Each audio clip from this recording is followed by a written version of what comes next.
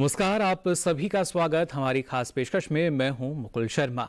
आज हम बात करने जा रहे हैं कृषि उपज से आत्मनिर्भरता। हम सभी जानते हैं कृषि क्षेत्र की जब बात की जाती है तो अब हम इसे कहते हैं आत्मनिर्भर कृषि, जिसके जरिए हमें तस्वीर नजर आती है आत्मनिर्भर भारत की।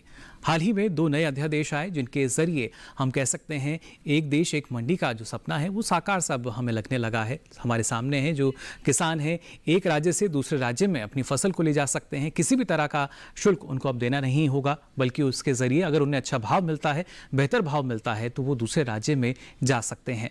सरकार ने पूरी तरीके से ध्यान केंद्रित किया कृषि पर, किसानों पर, और फिर उनके लिए योजनाओं का समावेश हमने देखा किस तरीके से तमाम योजनाएं आई। हाल ही में जो 2 नए अध्यादेश आए उनकी अगर बात की जाए तो कृषि उपज और वाणिज्य यानी संवर्धन सुविधा अध्यादेश 2020 और इसके साथ साथ दूसरे अध्यादेश की अगर बात की जाए मूल्य आश्वासन पर किसान समझौता, और इसी के साथ ही कृषि सेवा अध्यादेश 2020। ये दोनों नए अध्यादेश जिसके जरिए हम मान सकते हैं जो विपणन है यानी जो मार्केटिंग की हम बात करते हैं, बाजार की हम बात करते हैं, इसको और ज्यादा मजबूती देने की कवायद लगभग शुरू हो चुकी है। आने वाले समय में और किस तरह से एक नई तस्वीर नजर आएगी आत्मनिर्भर कृषि, आत्मनिर्भर भारत की, इस पर आज हम चर्चा करेंगे। और इसके लिए हमारे साथ बेहद ही खास मेहमान जुड़े हैं, उनसे आपका परिचय हम करा देते हैं। हमारे साथ मौजूद हैं कृषि एवं किसान कल्याण मंत्रालय में विपणन के संयुक्त सचिव प्रशांत कुमार स्वयं जी, नमस्कार।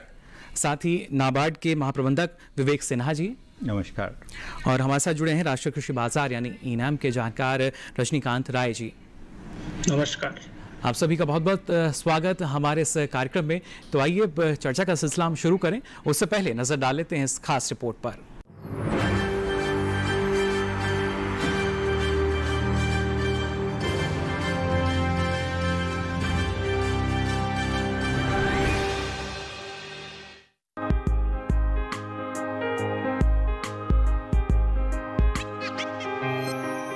कृषि उपज व्यापार और वाणिज्य संवर्धन और सुविधा अध्यादेश 2020।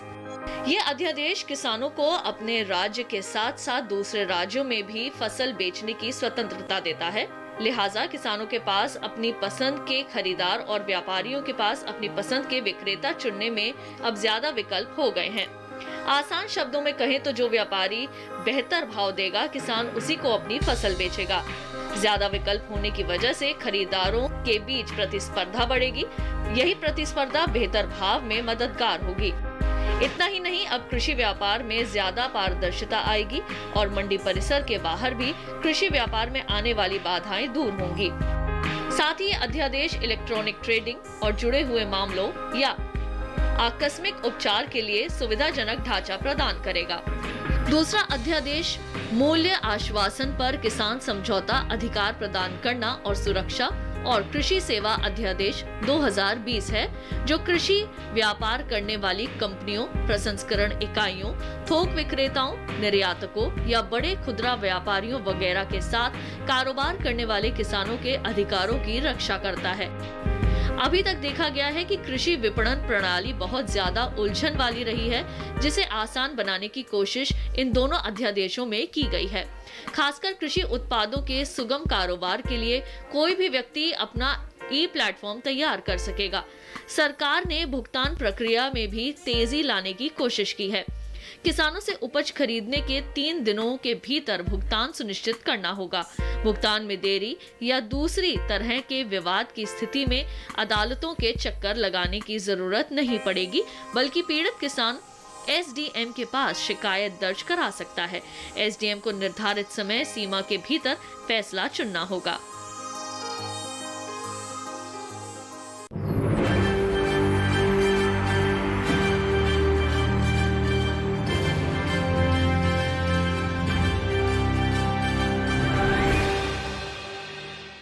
तो ये रिपोर्ट आपने देखी और जाना जो 2 नए अध्यादेश आए हैं। एक लंबे समय से मांग चली आ रही थी किसान की कि अपने राज्य से दूसरे राज्य में अगर बेहतर भाव मिलता है तो कई अड़चनें उसके सामने आती थी, कई तरह के कानून पर थोप दिए जाते थे, और ऐसे में जो किसान है निराश होकर लगता था शायद बेहतर भाव उन्हें अपनी फसल का नहीं मिल पाएगा। लेकिन केंद्र सरकार की कोशिशें जो हैं वो फलीभूत होती हमें यहाँ नजर आ रही हैं।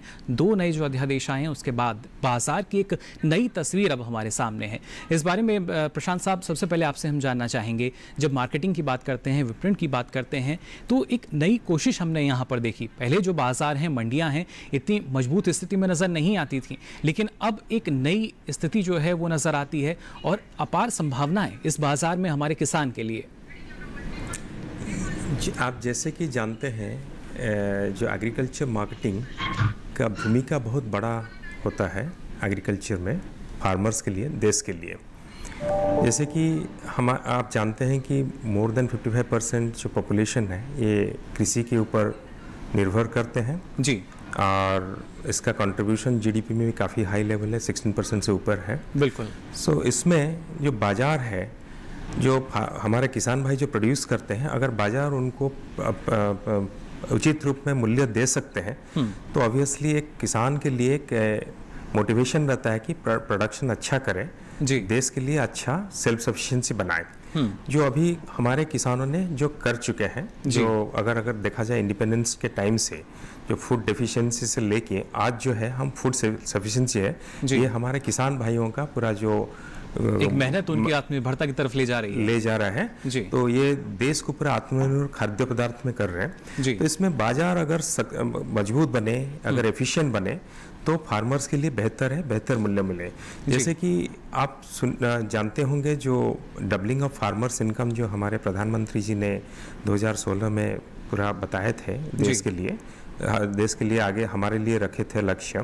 तो इसमें जो है बाजार जो 7 मेन प्रोग्राम्स है, reduction in the cost of production, improvement in productivity, improvement in production, इसमें 2 खास तरह के था कि improvement in the market structure, market efficiency और प्रोसेसिंग वैल्यू एडिशंस। ये 2 चीज़ें बहुत बड़ा था। तो इसलिए जो जानते हैं कि कृषि बाजार जो है अभी स्टेट सब्जेक्ट होने कारण जो स्टेट एपीएमसी मार्केट्स है जो 6,950 मार्केट्स के आसपास है उसी में होता है, लेकिन इनके डेंसिटी भी एक तरह के आपको देखा जाए तो 450 से ऊपर है, नियरली 480-490 के आसपास है।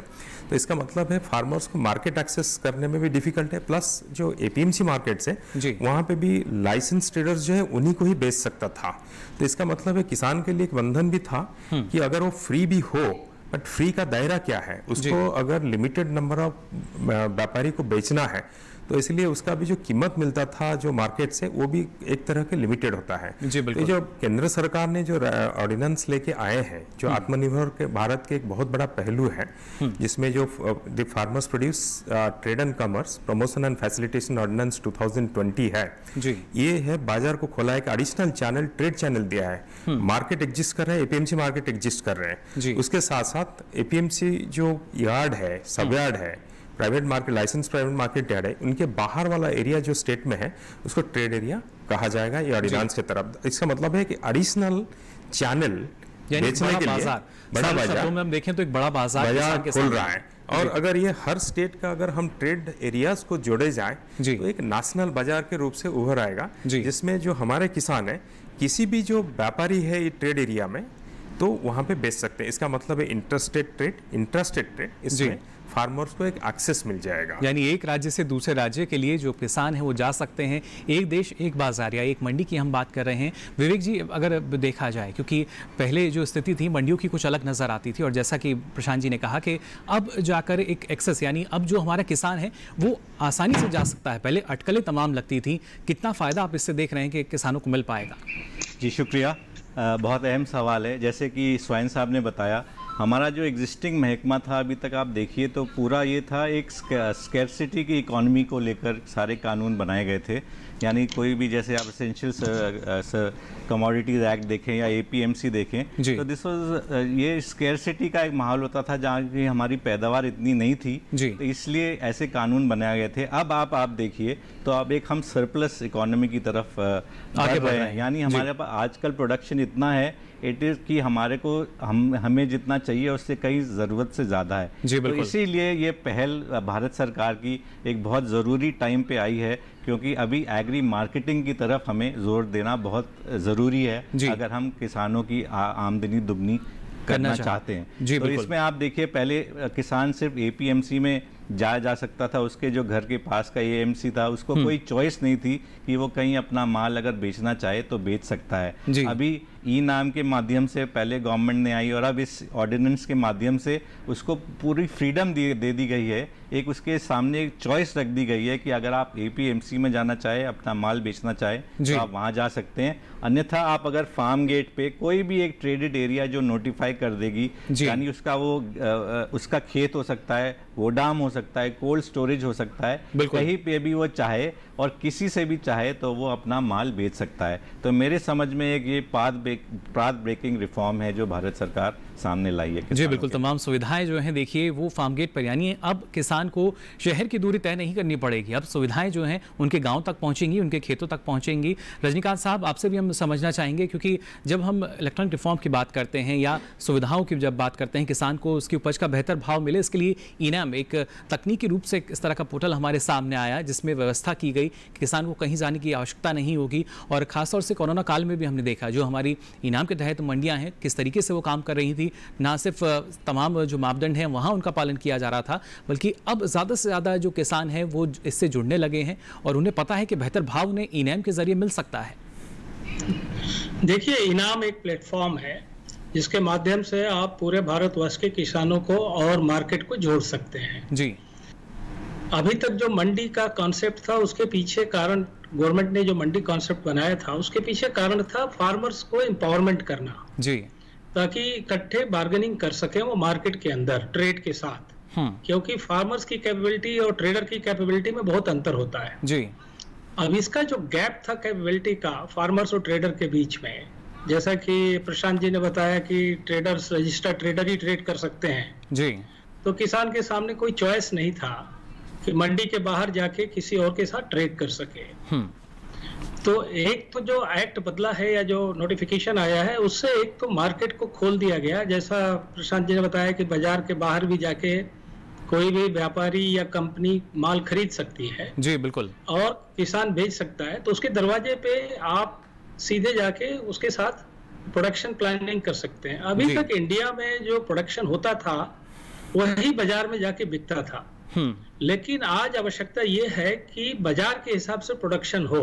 जी, आपको मार्केट को किसान के पास ले जाना पड़ेगा। अभी तक किसान बाजार जाता था, यानी मार्केट इंटेलिजेंस जो है वो हमें और बेहतर करना होगा। यहाँ पर एक किसान के नजरिए से भी अगर हम देखें, जो मांग लगातार आ रही है उसको पूरा करेंगे हम।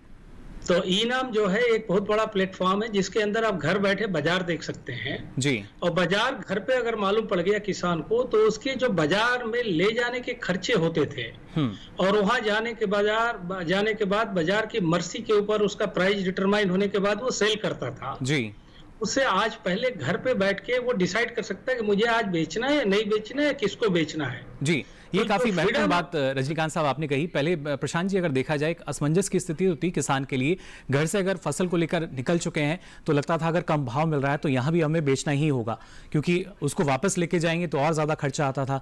लेकिन अब खासतौर से जो किसान है वो इकट्ठे हो रहे हैं, एकत्र हो रहे हैं, और सरकार की भी कोशिश ये रही कि जो एफपीओ हैं, एक लक्ष्य हमारे सामने रखा है कि 10,000 एफपीओ जो हैं उनका निर्माण हम कर रहे हैं, जिससे ज्यादा से ज्यादा किसान इकट्ठा हों, अच्छा उत्पाद आए, गुणवत्ता वाला उत्पाद आए और उतना ही ज्यादा मुनाफा उनको आने वाले समय में मिल सके।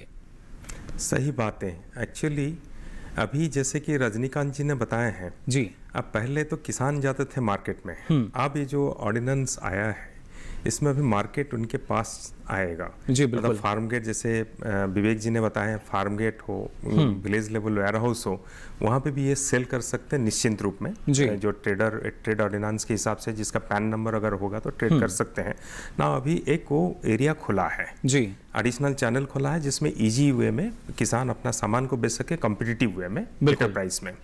तो उसके पास अभी चॉइस है कि मार्केट जाए, एपीएमसी मार्केट जाए, या ट्रेड एरिया में करे, या कॉन्ट्रैक्ट फार्म में जाए, या डायरेक्ट मार्केटिंग में जाए। अभी उसके लिए पूरा रास्ता खोल गया है।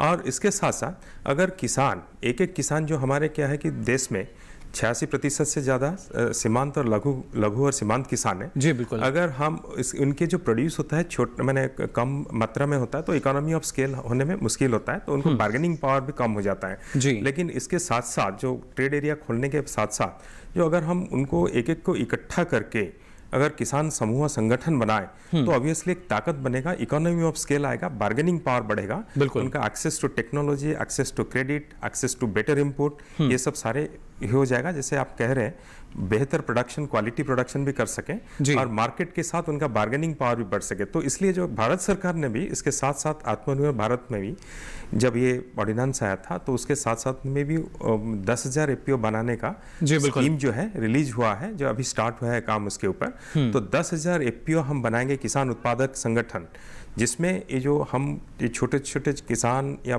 छोटे बड़े किसान को मिला के हम इनको किसान उत्पादक संगठन बना के उनको एक ताकत देंगे, ताकत आ जाएगा उनका, एक प्रोफेशनल एजेंसी के थ्रू होगा, 5 साल हैंड होल्डिंग होगा, जिसमें ये फिर मार्केट के साथ डील कर सके, बेहतर प्राइस उनको मिल सके, फार्मर मेंबर्स के इनकम बहुत अच्छा हो सके, एम्प्लॉयमेंट भी अच्छा हो जाएगा। जी बिल्कुल, और इसके जरिए ना सिर्फ जैसा आपने कहा कि जो रोजगार की संभावनाएं हैं वो देखिए ज़्यादा निकलती नजर आ रही हैं। पहले भी हम देखते थे, यहाँ विवेक जी अगर बात की जाए, क्योंकि कृषि को जब हम बात करते हैं एक उद्यमिता के रूप में उसका विकास करने की, एक उद्योग के रूप में हम उसको देखें तो लगातार बात यही निकलती थी एक किसान की भी कि जो उद्योग हैं अपने तरीके से अपने उत्पाद का जो दाम है वो सुनिश्चित करते हैं, कहीं भी उसको बेचते हैं, तो ऐसा कृषि में भी होना चाहिए। तो एक लंबे समय से इस तरह की मांग चली आ रही थी, जिसको हम मान सकते हैं कि अब लगभग पूरा कर दिया गया है। जी बिल्कुल, देखिए साहब, कृषि एक ऐसा क्षेत्र है और किसान एक ऐसा इंडिविजुअल है, अगर आप देखें तो ये एक ऐसा मैन्युफैक्चरर है जो एक्चुअली अपना जो इनपुट खरीदता है वो रिटेल प्राइस पे खरीदता है, अपना प्रोड्यूस होलसेल प्राइस पे बेचता है, और जो भाड़ा है आने जाने का बोथ वेज वो देता है। तो एक ऐसा ये प्रोड्यूसर आपको मिलेगा जो कहीं और नहीं मिलेगा, जिसको इतना मतलब रिस्क है और इतना उसके अगेंस्ट मतलब इन द सेंस डिसएडवांटेज है उसे। और किसी इंडस्ट्री में आप देखिए तो ऐसी आपको चीज़ नहीं मिलेगी। तो आपका ये बहुत मतलब अच्छा सवाल है। जैसे कि स्वाइन साहब कह रहे थे कि हमारी देश में 86% जो हैं किसान लघु और स्मॉल फार्मर्स हैं, और जो एवरेज हेक्टर है एक हमारे लैंड होल्डिंग का 1.08 हेक्टर्स है, यानी बहुत छोटे किसान हैं। तो इनके पास जो मार्केटेबल सरप्लस की हम बात करते हैं ये नहीं हो पाता है। इसलिए स्वाइन साहब की तरफ से एक बहुत अच्छी स्कीम आई है मिनिस्ट्री की तरफ से, एफपीओ प्रमोशन की, और इसका यही मकसद है कि सारे हम छोटे किसानों को एकजुट करें। रजनीकांत जी, अगर देखा जाए, जैसे कि हमारे जो दोनों मेहमान स्टूडियो में यहाँ मौजूद हैं, उन्होंने भी कहा कि अब जो किसान है उसको समूह में रहना होगा, संगठन में शक्ति होती है, एकता में शक्ति होती है। इस बात को हमारे किसान भी समझने लगे हैं। अगर हम जो ई-नैम के तहत हमारी मंडियाँ हैं उनके व्यापार को भी देखा जाए तो कई सारे ऐसे एफपीओज हैं जिनके द्वारा जो पूरा उत्पाद है वो मंडियों तक पहुँचाया जाता है और अच्छा खासा मुनाफा उनको अब मिलने लगा है। बिल्कुल बिल्कुल, इनाम से एक तो फायदा हुआ है, प्राइस डिस्कवरी हो गया है। दूसरा फायदा ये हुआ है इससे कि आप दूर बैठे हुए उस मंडी से कनेक्ट करके अपनी परचेजिंग कर सकते हैं जी। लेकिन इसका जो अभी फायदा और आने वाला है, वो सबसे बड़ा फायदा आने वाला है कि स्मॉल स्केल पे एंटरप्रेन्योर्स लाखों में खड़े हो जाएंगे जी। बाजार कोई उसमें ट्रांसपोर्ट प्रोवाइड करेगा, कोई क्वालिटी असेसिंग प्रोवाइड करेगा, कोई हैंडलिंग प्रोवाइड करेगा, कोई स्टार्टिंग ग्रेडिंग करेगा जी। तो इसका जो इम्पैक्ट होने वाला है रोजगार पे भी बहुत बड़ा इम्पैक्ट होगा। दूसरा, हमारे जैसी कंपनियों को जो कि ब्रांडेड प्रोडक्ट बेचते हैं बाजार में, ब्रांडिंग करते हैं प्रोडक्ट का, उनके लिए आज चैलेंज ये था कि उनको स्पेसिफिक प्रोडक्ट क्वालिटी और ग्रेड नहीं मिलता था मंडी के अंदर जी। वो एक टाइप से एग्रीगेट हो जाता था मंडी के प्रांगण में जाने के बाद जी। बिल्कुल। अब आज जैसे स्वाइन साहब ने बताया कि कॉन्ट्रैक्ट फार्मिंग हो या कारपोरेट फार्मिंग हो या डायरेक्ट बाहर खरीदी कर सके जी, तो आप अपने प्रोडक्ट जो फाइनल फिनिश प्रोडक्ट आप कंज्यूमर को देना चाहते हैं, क्वालिटी प्रोडक्ट हो, सेफ प्रोडक्ट हो, हाइजीन प्रोडक्ट हो और एट्रीब्यूट बेस्ड प्रोडक्ट्स हो, उनके प्रोडक्शन प्लानिंग से ही आप इन्वॉल्व हो सकते हैं किसान के साथ जी। और उसको गांव से कंज्यूमर तक ले जाने के लिए जो बीच में जितने भी सप्लाई चेन के नोड्स हैं, उस नोड्स पे एक एक एंटरप्रेन्योर खड़ा हो सकता है। और हर जिले में मेरा अनुमान है कि अगर इसको पूरी तरह से इनाम लागू हो जाए या एफपीओ का जो 10,000 मॉडल है जी, तो 10,000 मॉडल में कम से कम 10 लाख एंटरप्रेन्योर्स खड़ा करने की कैपेबिलिटी हो जाएगी जी। बिल्कुल। और जो आज 14-15% हमारा कास्ट है लॉजिस्टिक सप्लाई चेन कास्ट, इसीलिए हम ग्लोबल वैल्यू चेन में हम कॉम्पिटिटिव नहीं हैं जी। उसका कास्ट भी घटेगा, क्वालिटी भी इंप्रूव होगा और ग्लोबली कम्पिटिटिव हो सकते हैं इस सिस्टम में। प्रतिस्पर्धा जो है वो हमें इसके जरिए यहाँ नजर आती दिख रही है। इस बारे में प्रशांत जी आपसे और जानकारी हम लेना चाहेंगे, क्योंकि जब माना जाता है प्रतिस्पर्धा जब तक बाजार में नहीं होगी शायद उतना बेहतर भाव एक किसान को भी नहीं मिल पाएगा। जैसा आपने कहा कि अगर वो संगठन में है, समूह में है, तो जाहिर तौर पर अच्छा भाव उनको मिल सकेगा, लेकिन किस तरीके से एक जो किसान है उनको जोड़ने की कवायद शुरू की गई है अगर हम कृषि मंत्रालय की बात करें, क्योंकि हाल ही में हमने देखा था प्रधानमंत्री जी ने भी यही कहा कि जो किसान है वो अब धीरे धीरे उनमें बदलाव नज़र आ रहा है, आत्मनिर्भरता की तरफ किसान जो है वो सबसे आगे हमें ले जा रहे हैं। इस बारे में क्या कहना चाहेंगे आप? जैसे कि आप कह रहे हैं, ये किसानों को जोड़ने का एक बहुत बड़ा हमने कदम उठाया है, क्योंकि जब जोड़ेंगे तब इस संगठन में शक्ति आएगा। आपने सही बताया है। तो इनको संगठन में कैसे लाएं, इनको एकत्रित कैसे किया जाए जी, तो एक प्रोफेशनल अप्रोच का माध्यम से किया जाएगा। जो स्कीम अभी हमने बनाए हैं, formation and promotion of 10,000 farmer producer organisations जी, इसमें बहुत विस्तार रूप से उसके बारे में हमने जानकारी दिया है।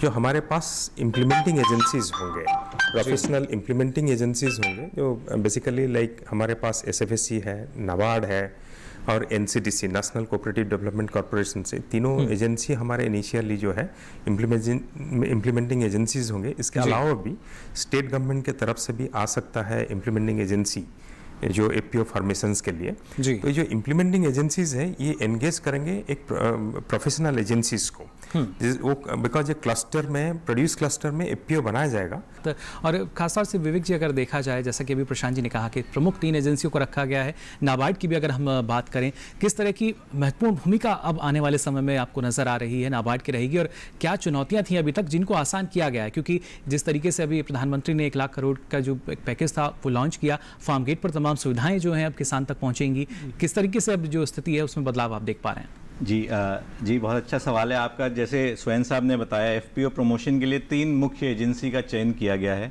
उसमें से SFAC, NCDC और नाबार्ड। जहाँ तक नाबार्ड का ताल्लुक है साहब, हम ये फार्मर्स प्रोड्यूसर्स ऑर्गेनाइजेशन को गठित करने में कई सालों से पहले से ही काम कर रहे हैं। कम से कम आज की तारीख में हमारे 4,000 ऐसे FPOs हमने खड़े कर दिए हैं, जिनमें से बहुत अच्छा काम कर रहे हैं। और कई हमारे ऐसे FPOs हैं जिनका टर्नओवर अगर मैं आज आपको बताऊं तो 50 करोड़ 25 करोड़ ऐसा टर्नओवर तक हमने पहुंचा दिया है कई सारे। यानी आमदनी दोगुनी नहीं चौगुनी भी है यहाँ पर है। बिल्कुल, तो ये बहुत एक अच्छी स्कीम है और हमें बहुत खुशी है कि भारत सरकार ने हम पे इतना विश्वास किया कि हमें अपने इस 10,000 वाली स्कीम में भी शामिल किया है। और अभी इसकी गाइडलाइंस आ गई हैं स्वाइन साहब की तरफ से और हमने अपनी पूरी प्रिपरेशन शुरू कर दी है और अपने टारगेट्स और हमारे जिला विकास प्रबंधक हैं, हमारे कम से कम भारत में 450 डिस्ट्रिक्ट्स में हमारे DDMs शामिल हैं और हमारी ये पहल रहेगी कि पहले जल्द से जल्द भारत सरकार का जो टारगेट हमें मिला है इसमें जल्द से जल्द हम अच्छे FPOs गठित कर पाएं और इनको जिनसे किसानों को जल्द से जल्द फायदा हो पाए। जी बिल्कुल, काफ़ी जल्द से जल्द फायदा मिल सके। खासतौर से रजनीकांत जी अगर देखा जाए, क्योंकि जब हम बात करते हैं मूलभूत सुविधाएं जो हैं वो किसान को पहले मिलनी चाहिए। तमाम जो मंडियां थी, काफ़ी दूर दराज का सफ़र किसानों को तय करना पड़ता था, मीलों का लंबा ये सफ़र होता था। लेकिन अब ना सिर्फ मंडियों के बाहर जाकर जैसे हम बात कर रहे हैं, किसान के दरवाजे की हम बात कर रहे हैं कि वहीं से वो चाहे तो चाहे खेत से ही अपना उत्पाद जो है वो बेच सकेगा। अगर हम देखें तो जो किसान की आमदनी दोगुना करने की बात हमारे सामने है, जो लक्ष्य हमारे सामने है, इसके तहत हमें और आसानी हो सकेगी इन तमाम योजनाओं के समावेश से। बिल्कुल, देखिए आमदनी दोगुनी करने का जो 2 मेथड है, एक तो कास्ट, प्रोडक्शन ऑफ कास्ट घटाना चाहिए और दूसरा उसका प्राइस अच्छा मिलना चाहिए प्रोडक्ट का। अगर जब तक दोनों नहीं करेंगे तब तक उसकी आमदनी डबल नहीं हो सकती है। पैदावार खाली बढ़ती जाए और उसके बाद बाजार में गलत हो जाए, प्राइस गिर जाए तो उसकी आमदनी दोगुनी नहीं हो सकती है। बिल्कुल, तो बाजार में उसकी माल की खपत जितना पैदा करता है उतनी खपत हो, एक्सपोर्ट में हो या डोमेस्टिक मार्केट में हो। दूसरा जो कंज्यूम करता है उसकी लागत घटे। लागत दोनों तरीके से घट सकता है, इनपुट का कास्ट में घट सकता है, लेबर कास्ट में घट सकता है, आपके जो उसके वाटर रिक्वायरमेंट है उसके हिसाब से। तो इसके अंदर टेक्नोलॉजी जो है, farm technology, new variety of seed, new technology of production और उसके अंदर अच्छे तरीके की खेती करने के ज्ञान अगर ये सब चीजें उसको इनपुट साइड दिया जाए जी, और आउटपुट साइड प्रोडक्शन को बाजार से लिंक कर दिया जाए, ताकि उसके अंदर किसान के पास गलत की सिचुएशन ना हो या उसको डिस्ट्रेस सेलिंग ना करनी पड़े जी। इंडिया में आपने देखा होगा कभी प्याज में गलत आता है, कभी टमाटर में गलत आता है, कभी आलू में आता है, कभी 100 रुपए किलो प्राइस हो जाता है। तो इसमें कंज्यूमर को सही प्राइस मिले और किसान की आमदनी लागत कम करने से और अच्छे वैरायटी वगैरह प्रोडक्ट यूज करने से उसकी पैदावार बढ़े जी, दोनों को एक साथ लेके चलना पड़ेगा। अगर खाली प्राइस बढ़ाते जाएंगे तो आप ग्लोबली अनकम्पिटिटिव हो जाएंगे जी, और आपकी हालत ये होगी कि इंडिया में जैसे आज देखिए 70 मिलियन टन ग्रेन पड़ा हुआ है गोडाउन में जी, गवर्नमेंट के पास। हमारे यहाँ कम से कम गरीब की संख्या ज्यादा है, इसलिए गवर्नमेंट उसको सपोर्ट करने के लिए खरीदी करती है, लेकिन फिर भी 10 गुना ज्यादा जितनी जरूरत है उससे ज्यादा हमारे पास गोडाउन में अनाज भरा पड़ा है जी। तो ये स्थिति रहेगी और अगर इसका निराकरण हम नहीं करते हैं बाजार से जोड़ के प्रोडक्शन और इसका ग्लोबल मार्केट में कम्पिटिटिव करना जी, तब तक किसान की आमदनी दोगुनी नहीं हो सकती है सिर्फ प्रोडक्शन बढ़ाने से। जी बिल्कुल। कास्ट, इसका लॉजिस्टिक कास्ट जो है वो कम करने से, किसान के दरवाजे जाने से किसान को आमदनी बढ़ने में 10 से 12% इसका फायदा हो सकता है जी। लेकिन बाकी जो 80% आपको 85% पैदावार बढ़ानी है, उसकी आमदनी बढ़ाने के लिए प्राइस अच्छा मिलना है, ये सब चीजें बहुत आवश्यक है। और इस 3 मॉडल में एक चीज जो मैं कहना चाहूंगा कि जो चेंजेस गवर्नमेंट ने किया इसके अंदर उन्होंने पहली बार इंडिया में होलिस्टिक पॉलिसी बनी है, किसान, कृषि और व्यापारी तीनों को समझ से बना के जी।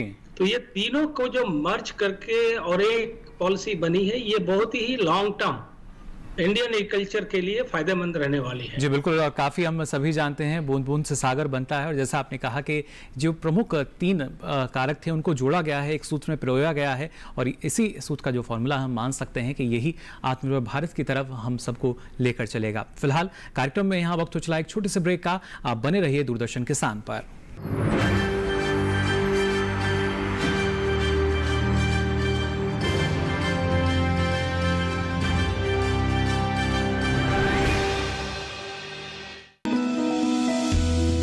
जानकारी जो किसानों के लिए हो लाभकारी,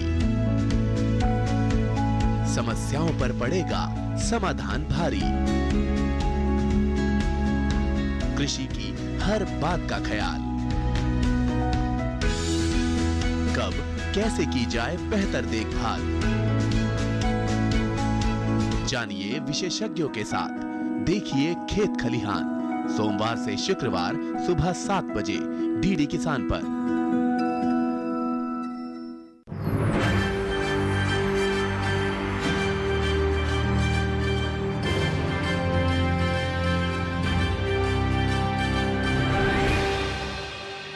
तो ब्रेक के बाद आप सभी का एक बार फिर स्वागत। हमारी खास पेशकश में लगातार हम बात कर रहे हैं कृषि उपज से आत्मनिर्भरता और कैसे हमारी जो कृषि है इस देश को, जो इस देश की अर्थव्यवस्था की रीढ़ मानी जाती है, इस देश को आत्मनिर्भर बनाने के लिए अग्रसर है और लगातार ये आगे बढ़ती जा रही है। चर्चा को हम आगे बढ़ाएं, आइए उससे पहले नजर डाल लेते हैं इस खास रिपोर्ट पर।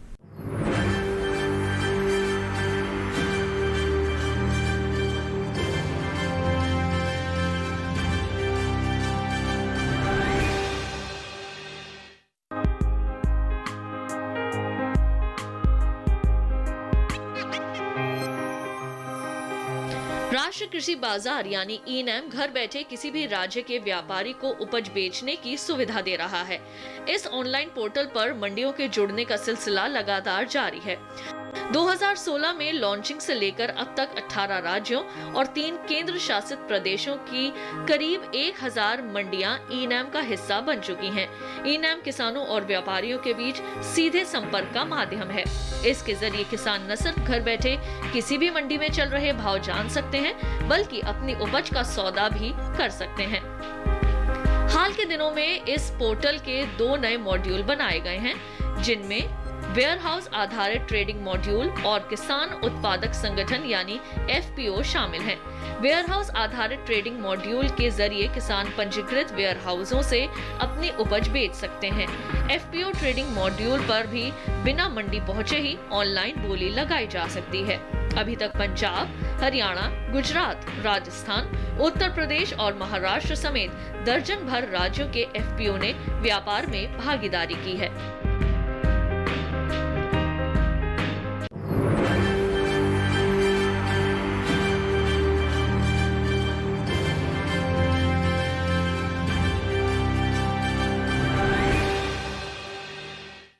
तो देखा आपने इस रिपोर्ट में किस तरीके से जब हम इनेम की मंडियों की बात करते हैं, महज 21 का आंकड़ा जो कि अब 1000 तक पहुंच चुका है। आप अंदाज़ा लगा सकते हैं कितनी ज़्यादा संख्या में जो किसान हैं इससे जुड़े हैं, जो क्रेता हैं, विक्रेता हैं, व्यापारी तमाम अब इससे जुड़ चुके हैं और अच्छा खासा लाभ जो है उनको मिल रहा है। इस बारे में प्रशांत जी आपसे हम समझना चाहेंगे, अगर शुरुआती अवस्था की बात की जाए, किस मंडियों से शुरुआत की गई थी और एक लंबी चुनौती हमारे सामने थी, धीरे धीरे 585 मंडियों का जो लक्ष्य है वो हमने हासिल किया और वर्तमान समय की अगर बात की जाए करीब 1000 मंडियों तक हम पहुंच चुके हैं। ये जो आप ई नाम के बात कर रहे हैं, ई नेशनल एग्रीकल्चर मार्केट जी, ये हमारे माननीय प्रधानमंत्री जी के जो ये था उद्देश्य था, उसको एक नेशनल एग्रीकल्चर मार्केट बनाने के लिए एक वर्चुअल प्लेटफॉर्म में सारे फिजिकल स्टैंडअलोन जो मार्केट है, हमारे एपीएमसी मार्केट है, उनको जोड़ा जाए ताकि जो किसान जो निकट नियर बाई एपीएमसी मार्केट में लेके आते हैं, सिर्फ उसी के जो लाइसेंस ट्रेडर से बेचते हैं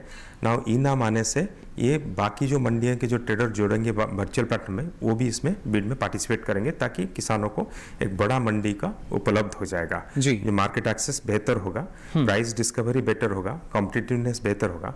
तो ये 2016 अप्रैल में ये लॉन्च हुआ था 8 राज्यों में, 21 मंडियों में वो स्टार्ट हुआ था जी। तो वहाँ से चल के धीरे धीरे हमने जो फर्स्ट फेज में था 585 मंडी हमने कवर किए थे, जो 16 स्टेट्स और 2 यूनियन टेरिटरीज में जी। और ये जो कोविड के जो लॉकडाउन सिचुएशन आया, इसी के दौरान हमने पूरा और 415 मंडी जोड़े, बिकॉज हमने ये रियलाइज किया, यानी कोरोना काल में भी ये प्रक्रिया चलती रही चला, बिकॉज हमने रियलाइज किया कि कोरोना के टाइम पे हमें फिजिकल मंडी में बहुत कुछ सेफ्टी प्रोसीजर लेना हो रहा है जी, सोशल डिस्टेंसिंग करना पड़ रहा है, जिसके कारण जो फार्मर्स के जो आना जाना भी थोड़ा कठिनाई हो रहा है जी।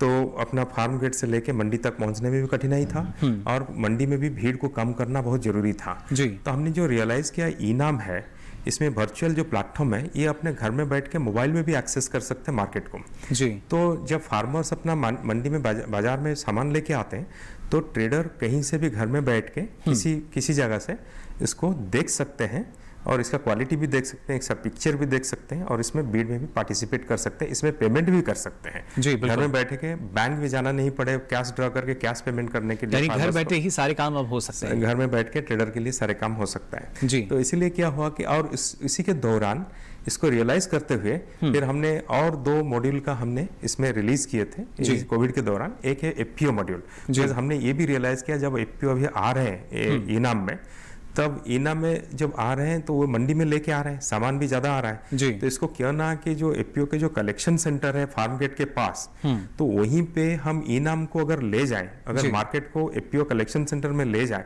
तो फिजिकली उनको एपीएमसी में लाने का जरूरत नहीं है तो वहीं पे अपना प्रोड्यूस को सीधा अपलोड करके ई नाम में उसी को वहीं पे बेच सकते हैं। व्यापारी वहीं से डायरेक्टली कलेक्शन सेंटर से कलेक्ट करके ले जाएंगे, पेमेंट भी उनके खाते में आ जाएगा जी। तो इसीलिए जब देखा कि इसमें एपीओ काफी उत्साह मैंने ले रहे हैं इसी में, तो उसके साथ साथ हमने और एक मॉड्यूल दिया था वेयर हाउस मॉड्यूल जी। तो वेयर हाउस में भी हम जो है इनाम लेके गए हैं जिसमें ये बेच भी सके।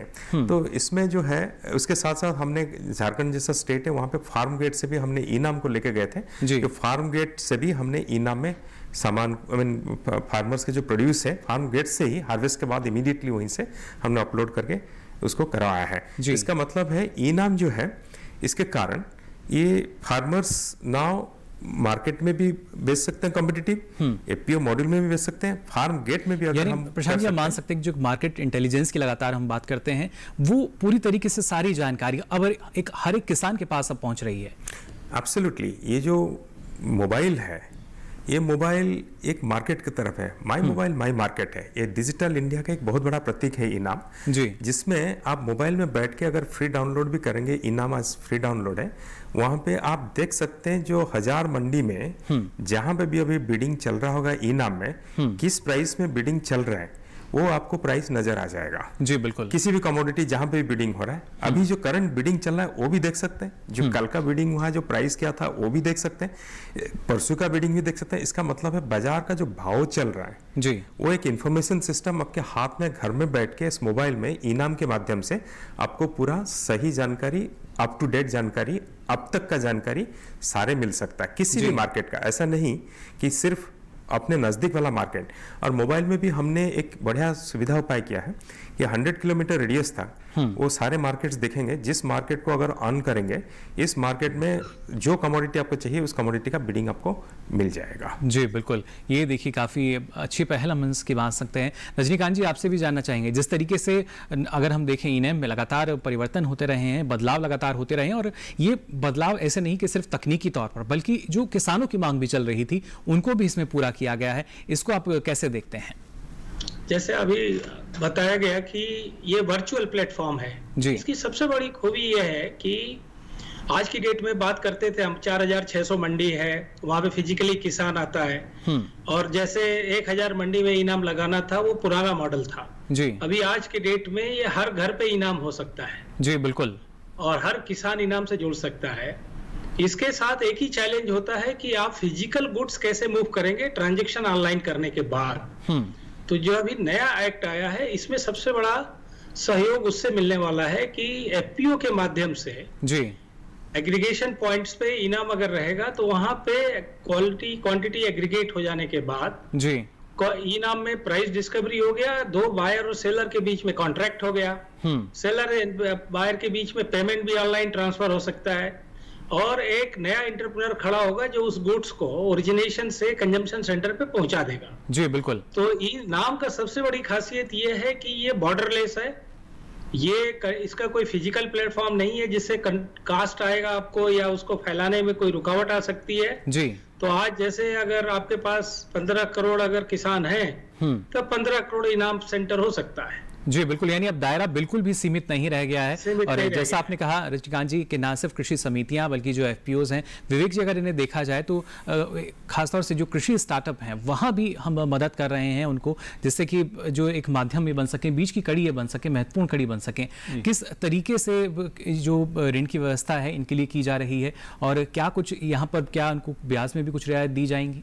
जी, जो एग्री स्टार्टअप्स का एक जो हमारा इकोसिस्टम है वो अब इस देश में बहुत तेज़ी से बढ़ रहा है। और आप देखिए किसी भी सेक्टर में है, आजकल टेक्नोलॉजी का इतना पहल है कि जो हमारे गैप चेन में उनको प्लग करने के लिए आजकल हमारे इतने एंटरप्रेन्योर्स हैं, हमारे इतने अच्छे टेक्निकल स्टूडेंट्स हैं, चाहे कृषि के हों चाहे इंजीनियर्स हो, वो कई सारे आप देखिए ऐप्स के ज़रिए ये जो गैप है इसको प्लग करने में बहुत महत्वपूर्ण कदम है। तो जो एग्री स्टार्टअप्स का इकोसिस्टम है ये बहुत तेजी से एक्सप्लोर कर रहा है इंडिया में, और बहुत जरूरी है मेरी समझ में जी, बहुत ही जरूरी सेक्टर है जो हमारे गैप्स हैं उनको प्लग कर सकता है। इसका जहां तक फाइनेंसिंग की बात है, मैं बताना चाहूंगा कि नाबार्ड की एक सब्सिडरी है जिसको हमने प्रमोट हाल ही में किया था, जिसका नाम है नैब वेंचर्स, और ये एक ऑल्टरनेट इन्वेस्टमेंट फंड के रूप में है।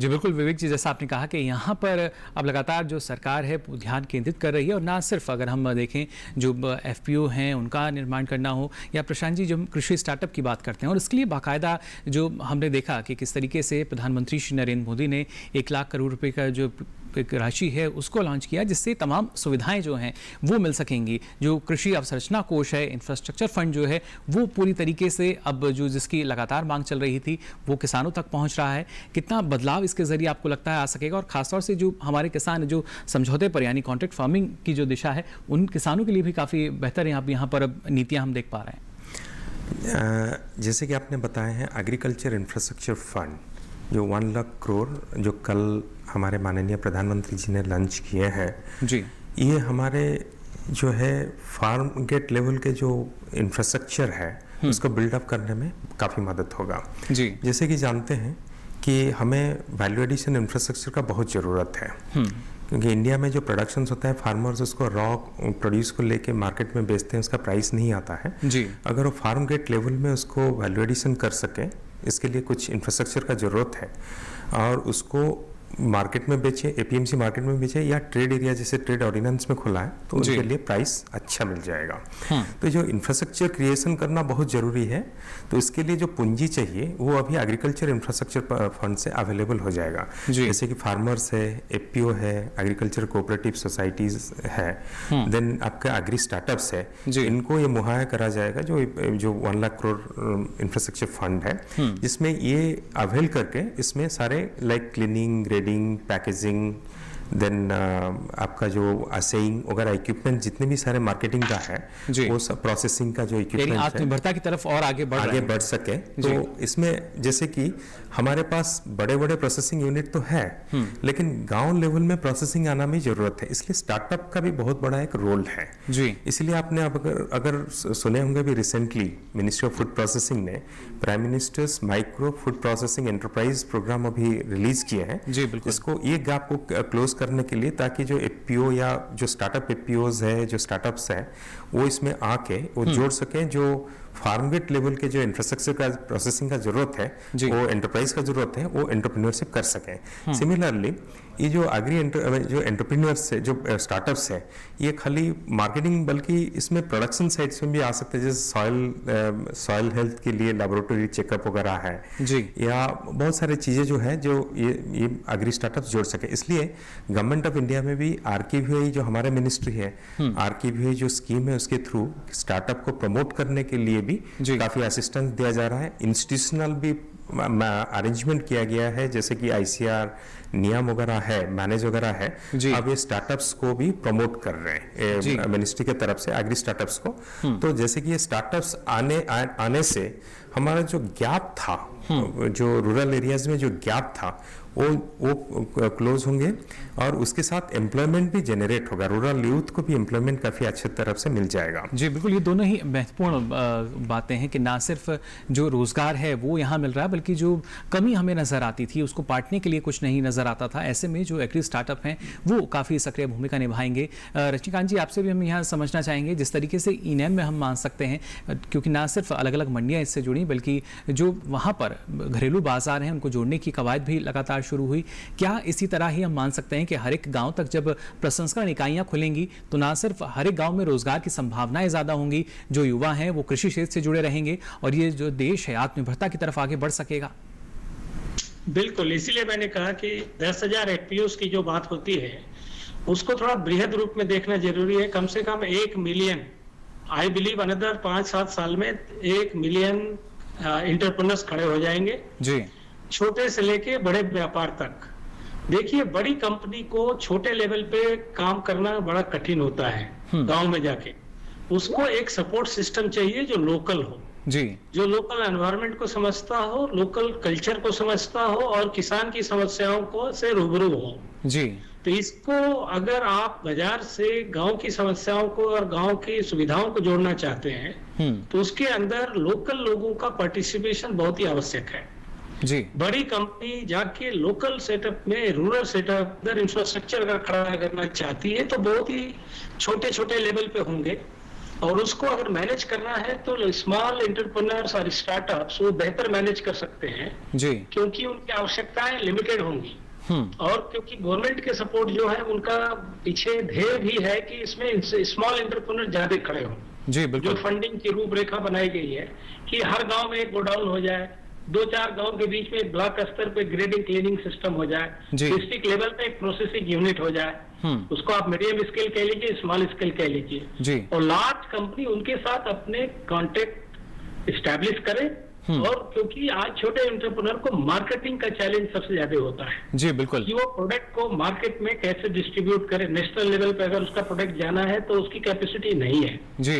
तो लार्ज ऑर्गेनाइजेशन, ब्रांडेड कंपनी जो है, जो कंज्यूमर को नेशनल लेवल पे सर्विस करती हैं जी, वो उनके साथ टाई अप करके उनका कैपेसिटी भी बढ़ा सकती हैं और उनको बाजार से जोड़ सकती है, जिसके अंदर पूरा वैल्यू कैप्चर हो सकता है गांव के लेवल पे जी। बिल्कुल, तो ये एक लिंकेजेस इस्टेब्लिश करके ही काम होगा। और ये एक्ट ने जो पॉलिसी चेंज किया है इसके अंदर interdependency of rural community and rural setup to multinationals or be large company at the national level जी, ये बहुत ही उचित साबित होगा, क्योंकि दोनों की कैपेसिटी अलग होती है और दोनों के कास्ट ऑफ मैनेजमेंट का बहुत ही अंतर होता है। जी बिल्कुल।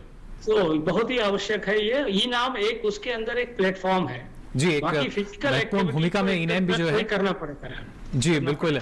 साथ ही यहाँ प्रशांत जी आपसे भी हम समझना चाहेंगे, जैसा कि रजनीकांत जी ने कहा कि ये ज़रूरी है कि युवाओं को भी हम जोड़ रहे हैं, लेकिन जब आने वाले दिनों की अगर हम बात करते हैं, क्योंकि ना सिर्फ हमारे पास जिन जिन चीज़ों की कमी थी सरकार ने उन तमाम आवश्यकताओं को पूरा किया है, पूर्ति की गई है। अब यहाँ बात आती है कि जब हमारा जो उत्पाद है वो बाज़ार तक तो हमने पहुँचा दिया, बेहतर भाव की जब बात आती है, क्या इसके लिए जो कानून हम लाए हैं वो ये सुनिश्चित कर सकेगा कि जो किसान का अधिकार है वो अब उसको मिल सके, जो पहले नहीं मिल पाता था, क्योंकि ना तो इतनी पारदर्शिता थी और ना ही शायद उतनी प्रतिस्पर्धा जो है बाजार में नजर आती थी। ये जो ट्रेड एंड कॉमर्स ऑर्डिनेंस आया फार्मर प्रोड्यूस जी, इसमें एक तो है कि एक जैसे कि मैंने बताया एक नया चैनल खोला, वो ट्रेड चैनल जिसको कहते हैं ट्रेड एरिया, जो पहले तो एपीएमसी में बेचते थे, लिमिटेड लाइसेंसी ट्रेडर थे जी, फिर कॉन्ट्रैक्ट फार्मिंग एक ये हुआ करता था, डायरेक्ट मार्केटिंग में भी लिमिटेड मैंने पॉइंट्स थे जी। अब ना ट्रेड एरिया खोलने से ये सिंप्लीफाइड वे में जो ट्रेड प्रणाली दिया गया है, इसमें अभी नाव बाजार खुला है जिसमें फार्मर को ज़्यादा कॉम्पिटिटिव बिडिंग आएंगे, मोर ट्रेडर्स आएंगे जी। अगर उसको मार्केट में एपीएमसी मार्केट में नहीं मिल रहा है तो ट्रेड एरिया में बेचे या कॉन्ट्रैक्ट फार्मिंग में बेचे, कहीं पे भी आज सुविधा खुला है। जो दूसरे अभी ऑर्डिनेंस भी है जिसको आपने कहते हैं कि farmers empowerment and protection agreement for price assurance जी and farm services ordinance 2020, ये कॉन्ट्रैक्ट फार्मिंग का ऑर्डिनेंस है। ये भी एक मार्केटिंग चैनल खोलेंगे, जैसे ट्रेड ऑर्डिनेंस में ट्रेड चैनल खोल रहा है, वैसे एक कॉन्ट्रैक्ट फार्मिंग का एक सेंट्रल ऑर्डिनेंस है भी, कॉन्ट्रैक्ट फार्मिंग एक अश्योर्ड प्राइस वाला वो फार्मर्स को भी मिल जाएगा, जबकि प्रोसेसिंग इंडस्ट्री को क्वालिटी प्रोड्यूस मिलेंगे। तो इसमें इंटरमीडिएशन चैनल भी कम हो जाएगा। तो इसमें क्या होगा कि जो फार्मर जो प्राइस स्प्रेड है in the final price spread, इसमें फार्मर का शेयर काफी होगा। इसका मतलब है फार्मर को ज्यादा प्राइस मिलेंगे। तो इसमें नॉट ओनली ट्रेड चैनल खोल रहे हैं, कॉन्ट्रैक्ट फार्मिंग का चैनल भी खोल रहे हैं। और उसके साथ साथ आप देखेंगे जो आत्मनिर्भर भारत है, इसमें जो एग्री इंफ्रास्ट्रक्चर पैकेज दिया है, तो एसेट बिल्डअप भी बहुत जरूरत है, कैपिटल एसेट बिल्डअप भी जरूरत है, खाली ट्रेड चैनल खोलने से नहीं होगा। तो फार्मर्स को हम अगर आत्मनिर्भर कराना है, उनको एसेट्स बिल्डअप भी करना है। तो एग्रीकल्चर मार्केट इंफ्रास्ट्रक्चर फंड जो है उनको मदद करेगा सारे जितने भी एसेट्स बिल्डअप करने में। और उसके साथ साथ जो स्टार्टअप्स है, जैसे कि रजनीकांत राय साहब ने कहा है कि ये जो मैंने भी बताया था कि जो जैसे प्रोडक्शन हो रहा है गांव के फार्म लेवल में और बड़े बड़े शहर में जो प्रोड्यूसिंग यूनिट्स है, फैक्ट्रीज है, तो प्रोड्यूसिंग जो बड़े बड़े कंपनीज है, they can not come to the village level and set up a very high cost thing, so they have to depend on low cost है। सो यहाँ पे एग्री स्टार्टअप्स भी आएंगे, अभी गैप फिलअप कर रहे हैं, बिकॉज अभी उनको एनकरेजमेंट किया जाएगा एग्री इंफ्रास्ट्रक्चर फंड में और भी बाकी पॉलिसीज में, ताकि ये गैप फिल करेंगे बिटवीन जो फार्म गेट और ये जो प्रोसेसिंग इंडस्ट्री और एक्सपोर्ट इंडस्ट्रीज, ताकि ये क्या होगा कि चेन बनेगा, स्मूथ चेन बनेगा। सो जो फार्म टू फोर्क कहिए, मैं ये फोर्क को थोड़ा वाइडर कर रहा हूँ कि जैसे कि जो मार्केट है फार्मर के लिए, एक मार्केट तो एपीएमसी मार्केट हुआ, एक जो विलेज हाट हुआ, एक तो हमारा जो प्रोक्योरमेंट सिस्टम है, गवर्नमेंट के प्रोक्योरमेंट सिस्टम, एक प्रोसेसिंग का है, प्रोसेसिंग इंडस्ट्रीज भी अभी खरीद पाएंगे कॉन्ट्रैक्ट फार्मिंग से, एक है आपका जो एक्सपोर्ट मार्केट है, क्योंकि भारत अभी जो इंडिया में अभी जो पॉलिसी बनाया है कि डबलिंग ऑफ एक्सपोर्ट बाय 2022, जैसे doubling of farmers income by 2022 है, वैसे डबलिंग ऑफ एक्सपोर्ट बाय 2022 है। बहुत ये भी लक्ष्य हमारे सामने जिसकी पूर्ति हम कर सकते हैं।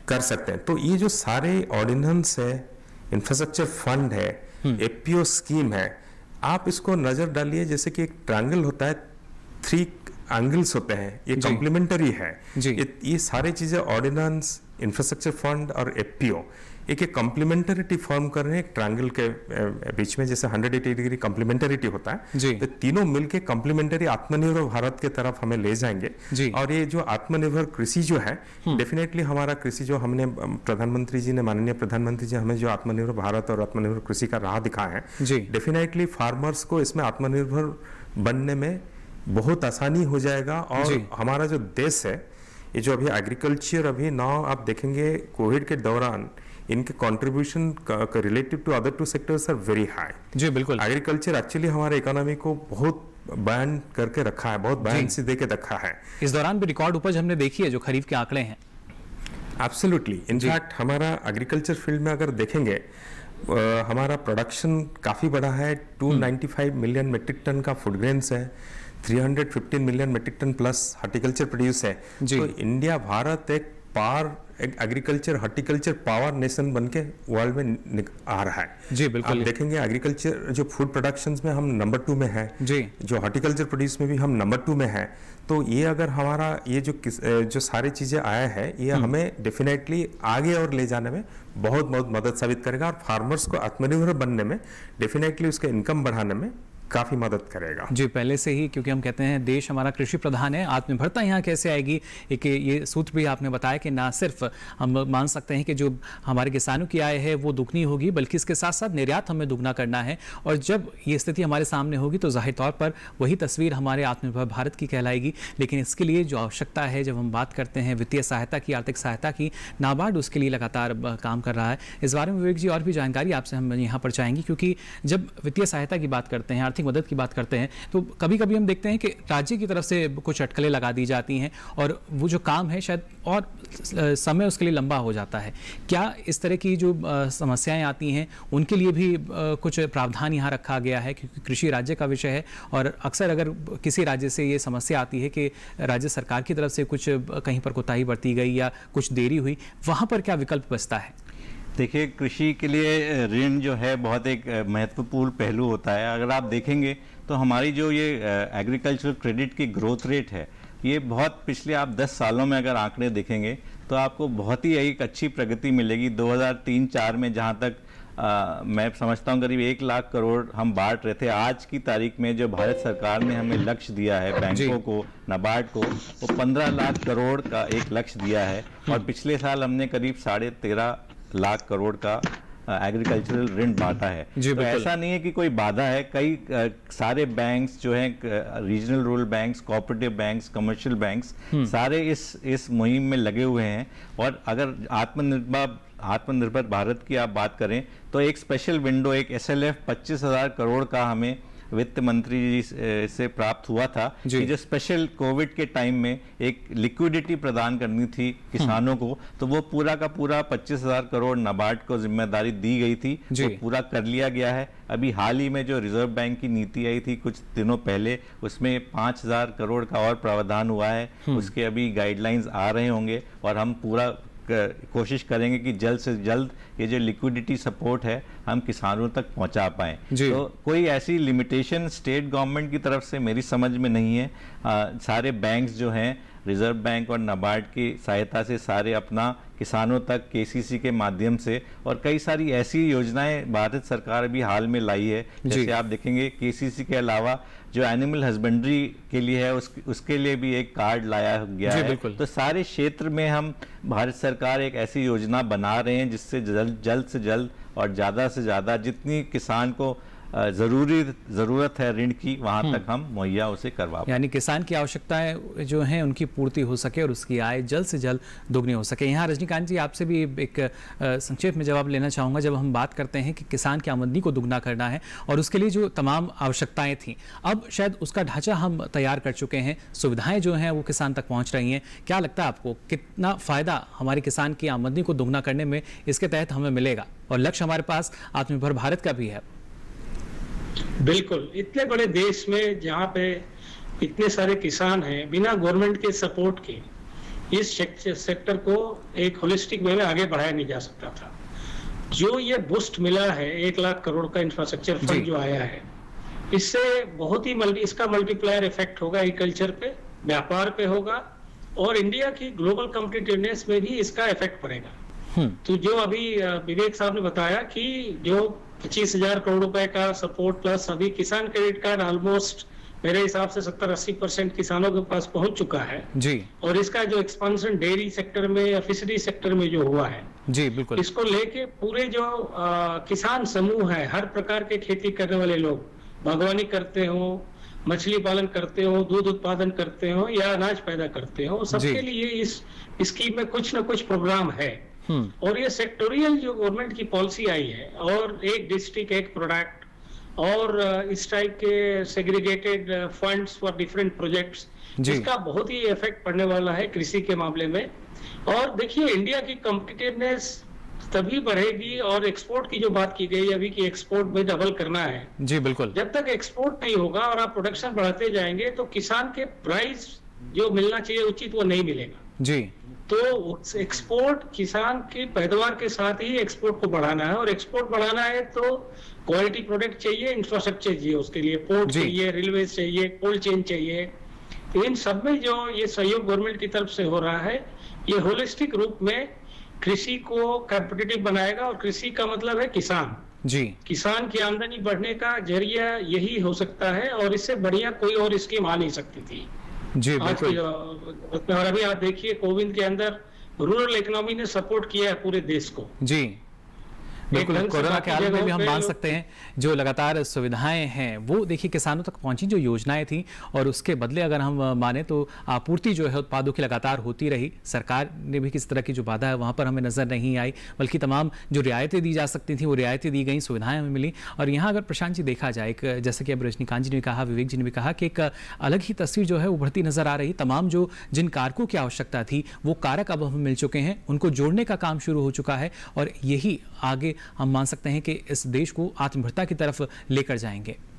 जरूर, ये जो आत्मनिर्भरता बहुत ज़रूरी है, बिकॉज ये जो कोविड सिचुएशन है या ग्लोबल सिचुएशन है, जियोपॉलिटिक्स सिचुएशन है, अगर देखा जाए तो इंडिया को इसके सामने जो हमारा प्रधानमंत्री रास्ता दिखा के ले रहे हैं, आत्मनिर्भर कर रहे हैं, एक बहुत बड़ा राह दिखा रहे हैं, जिसमें भारत के पोजीशन बहुत स्ट्रांग हो रहा है। इसमें कृषि का एक बहुत बड़ा महत्वपूर्ण रोल है, जिसमें ये जो सारे अभी लीगल सिस्टम को सिंप्लीफिकेशन किया गया है और इंफ्रास्ट्रक्चर डेवलपमेंट के लिए जो सारे कदम उठाया गया है, जो किसानों को समूहित करके किसान उत्पादन संगठन बनाने का अभी ये किया गया है, जो एक्सपोर्ट डबलिंग करने के लिए सब अभी कोशिश पूरा चल रहा है, और स्टार्टअप इकोसिस्टम को, एग्री स्टार्टअप्स को बढ़ाने के लिए जो सारे चल रहे कदम उठाए हैं, तो अगर देखा जाए होलिस्टिकली तो जो भारत के कृषि में जितना भी कमियां था, अब सारे अभी उसको पूर्ति कर रहे हैं, ताकि भारत एक होलसम के हिसाब से निकलेगा, जिसमें ये एग्रीकल्चर, जिसमें जो हमारे पहले जैसे बेग जी ने बताया है कि जो हमारे इंडिविजुअल फार्मर ऐसा है जो कि अब वो एंटरप्रेन्योर है, प्रोड्यूस भी करता है अपने कॉस्ट में लेके बेचता था जी, और ये है अब नाउ एक्चुअली वो प्रॉपर एंटरप्रेन्योर ही बनेगा जी, एक कृषि जो है प्रॉफिटेबल बनेगा। जो रूरल यूथ है आप उसमें डेफिनेटली अट्रैक्टेड होंगे, बिकॉज एम्प्लॉयमेंट अपॉर्चुनिटी भी बढ़ेगा। जो एग्रीकल्चर प्रॉफिटेबल बनने से फिर जो रूरल यूथ है उसके तरफ अभी डेफिनेटली मुड़ेंगे और उसका अडॉप्ट करेंगे, और ये जो कृषि है टेक्नोलॉजी बेस्ड रहेगा जी, और उसके साथ साथ जो क्वालिटी बेस्ड रहेगा, उसके साथ साथ जो है इसे मार्केट बेस्ड ओरिएंटेड रहेगा, इंफॉर्मेशन बेस्ड रहेगा। सो इसमें क्या होगा कि जो आत्मनिर्भर भारत है, आत्मनिर्भर कृषि की तरफ हम बढ़ेंगे, और जो सारे इसके साथ साथ जो मेक इन इंडिया जो कॉन्सेप्ट है ये भी इसमें जोड़ रहा है जी। तो इसलिए अगर देखा जाए तो ये होलसम वे में हमारा जो एग्रीकल्चर बढ़ रहा है आत्मनिर्भर होके, बिल्कुल तो ये रियली आत्मनिर्भर कृषि है जी बिल्कुल। यानी हम मान सकते हैं आत्मनिर्भर कृषि यानी आत्मनिर्भर भारत, और उसी दिशा में अब हम आगे बढ़ चुके हैं। गुणवत्ता की बात की जाए या फिर बात की जाए जो निर्यात की स्थिति को अगर हम देखते हैं, या तमाम जो किसान जिनके कार्य स्वरूप हम देख पा रहे हैं, इस स्थिति में हम पहुंच चुके हैं। उपज की भी अगर बात करते हैं, लगातार वैश्विक बाजार को अगर देखा जाए, एक नई तस्वीर यहाँ एक नए भारत की उभरती हुए नजर आएगी, जो कि आत्मनिर्भर भारत है, आत्मनिर्भर कृषि के बदौलत। और यहाँ इसके लिए सारा श्रेय जाता है किसानों को, जिनके लिए सरकार योजनाएं बना रही है। इन योजनाओं का समावेश जो है वो किया जा रहा है, और अब इनका क्रियान्वयन होने के चलते जो किसान हैं उनको इन योजनाओं का काफ़ी लाभ भी मिल रहा है। उम्मीद हम भी यही करते हैं कि जल्द ही जो देश है